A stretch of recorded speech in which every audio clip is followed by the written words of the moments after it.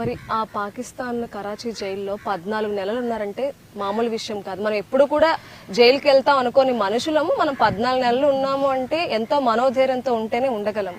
ఆ 14 నెలల్లో మిమ్మల్ని ఎలా ట్రీట్ చేసేవాళ్ళు? ఏ పనులు చెప్పేవారు? మిమ్మల్ని కొట్టడం అలాంటివి ఏమైనా చేసేవాళ్ళ? అయితే కొడతారు, తప్పదు మరి. మన ఏం రాంగ్ రూట్ లైన్ ఏదైనా సులకం చూస్తారండి వాళ్ళు. ఏదైనా మన ఇండియా వాళ్ళకి ఖచ్చితంగా సులకన చూస్తారు వాళ్ళు. ఏదైనా మనం చేయలేము. వాళ్ళు అన్ని మాటలకైతే వేసేయాలనిపించింది, ఉడికిపోయేది. కానీ కంట్రోల్ చేసుకుంటాం, తప్పదు మరి. అంతే, కంట్రోల్ చేసి ఏదైనా కంట్రోల్ చేసుకుంటే వాళ్ళం అంతే. మరి మీకు అక్కడ ఆర్థికంగా ఏమైనా హెల్ప్ చేసేవాళ్ళ? అంటే పనులు చేస్తే ఇవ్వడం గానీ, అది ఇంటికి పంపించడానికి అలా ఏమైనా ఉండేది? ఒక్కొక్క పనిలో నేను పెన్నుల మీద పేర్లు, మీ పేరేం పేరు? గీతాంజలి. గీతాంజలి. ఆ పెన్న మీద ఒక దారాలతో గీతాంజలి అని పేరు వస్తుంది. అలాగా ఆ పెన్న చేస్తే 100 రూపాయలు ఇస్తారు.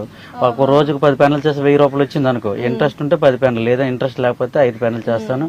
ఆ 500 వస్తే 22 మందికి ఒక టీ తాగడము, డ్రింక్ తాగడము, లేకపోతే గడ్డం గీసుకోవడం, ఏదో ఒకటి మాకు ఇస్తే వాళ్ళు సరిదో. ముసలి వాళ్ళకి వాళ్ళ పనులు తెలియదు కదా. నేను ఏదో పెన్న పేర్లు కానీ, తగిన కూర పోసలు కానీ చేసుకుంటేవారు. కానీ నాకు వచ్చిన డబ్బులు వాళ్ళకి ఏదో రింకిలకి కానీ గడ్డం గీసుకోవడానికి